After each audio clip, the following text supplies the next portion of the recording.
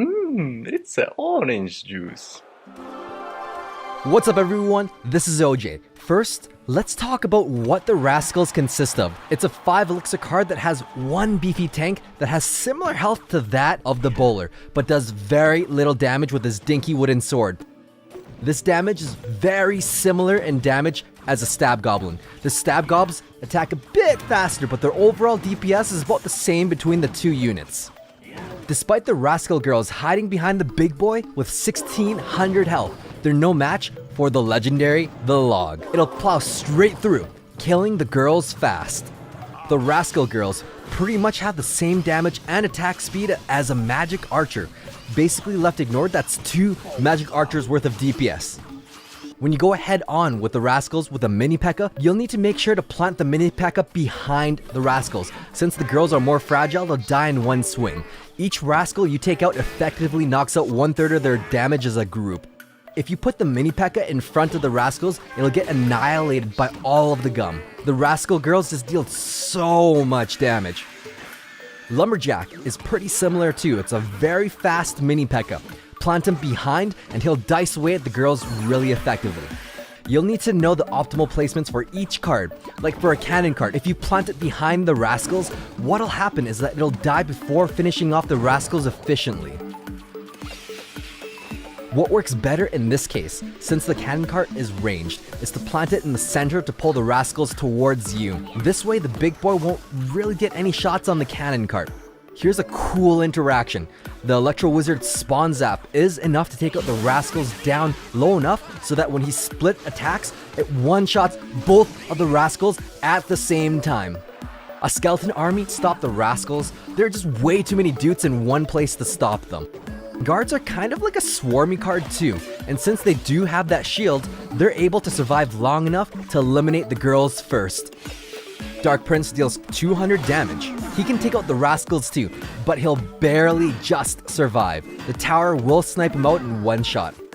The Rascals do cost 5 elixir after all, so it might be a good idea to zap the Rascals just so the Dark Prince can one-shot the girls. This way, he'll be a lot healthier to counterattack across the bridge.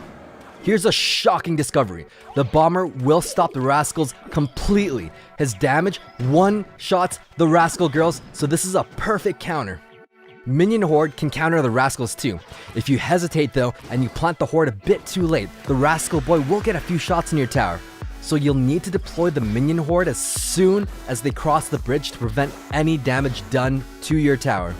You can pull the Rascal boy just as easily as a knight because they have the same move speed and mass, so it's definitely worth it to activate the king if the girls aren't there at least. The big boy isn't as big as he seems, since he can be knocked back by anything in the game. Fireball, Mega Knight, Rocket, everything will knock him back. You can even use the Barbarian Barrel to kill the Rascal girls and knock back the big boy. This is a perfect example of how weak his attack really is. He can't even take out one Barbarian. Bowler is probably one of the best counters to Rascals because the Rascal girls die in one bolt and it knocks back the Rascal boy.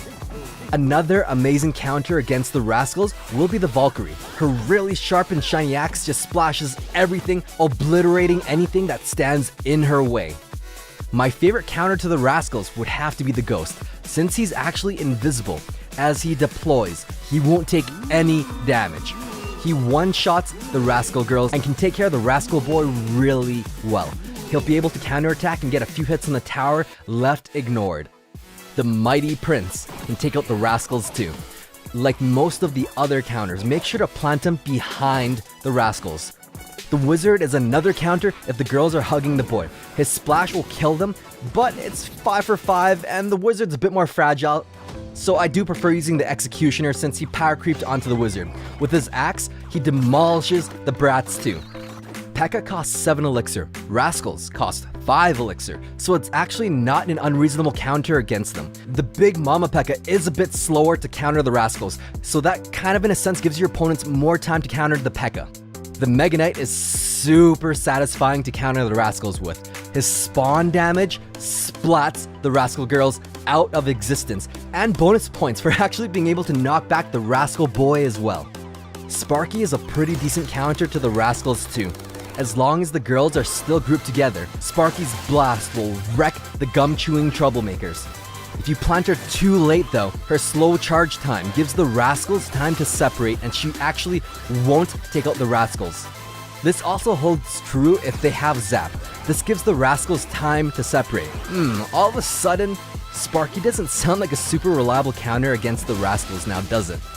2 fire spirits can kill Rascals. Knowing that, you can actually plant a furnace on top of the Rascal boy.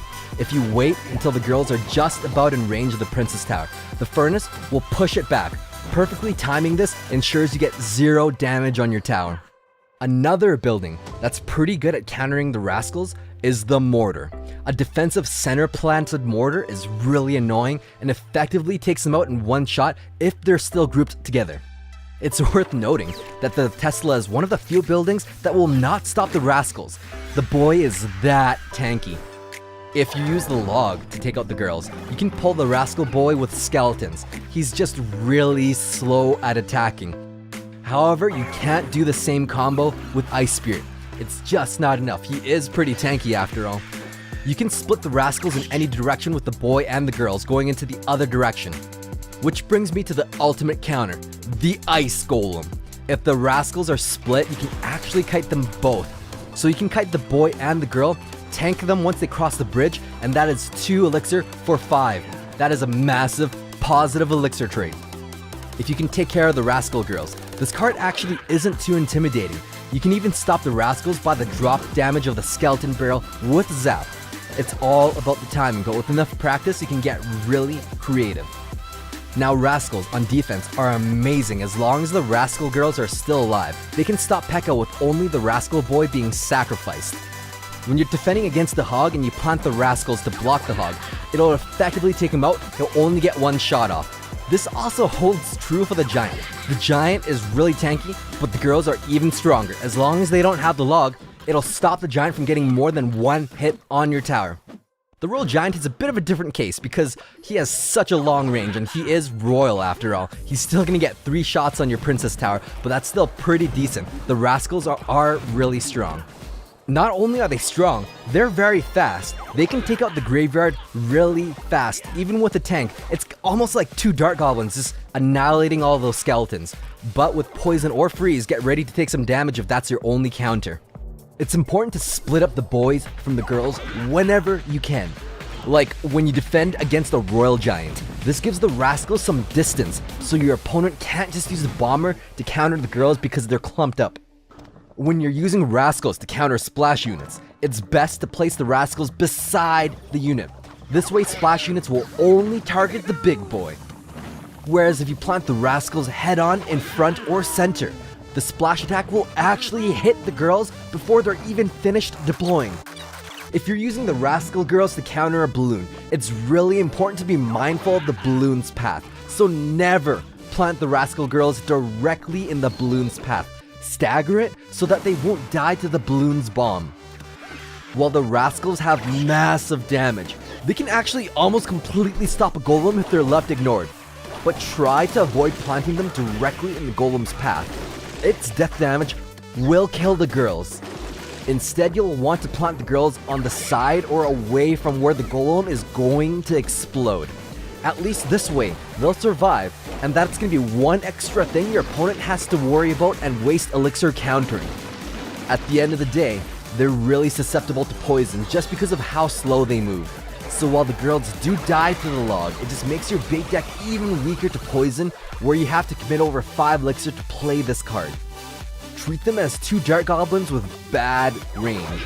They're loggable, so you have to accept that they're easy to counter, but they can also 2-shot minions, so they demolish Horde if not countered immediately. If you're using it in a bait deck, try to treat them like Dart Goblin or Princess, so in that sense, never deploy the Princess at the bridge with a Goblin Barrel. That's just asking for a negative elixir trade. Bait out the log first. I think the Rascals will be a great addition to the Clash Royale universe. Even though the Rascal boy's kind of a knight, and even though the Rascal girls are kind of archers, I think it's a really cool way to have a new unit. How do you guys think this card will be used, and in what deck meta? Hope you guys enjoyed this video. Stay tuned for more quality OJ.